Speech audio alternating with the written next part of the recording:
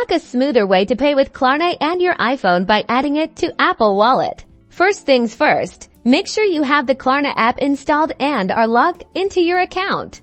Once you're inside the Klarna app, tap on your profile icon, usually found in the bottom right corner. Look for an option within your profile settings that says Add to Apple Wallet or Add to Apple Pay. This might be near your payment methods or account details. Tapping this will initiate the process. Your iPhone will then guide you through adding your Klarna virtual card to your Apple Wallet. You might be asked to confirm some details, or Klarna might automatically populate them for you, acting like a virtual card. Follow the on-screen prompts. Success! You should now see your Klarna card as a payment option within your Apple Wallet.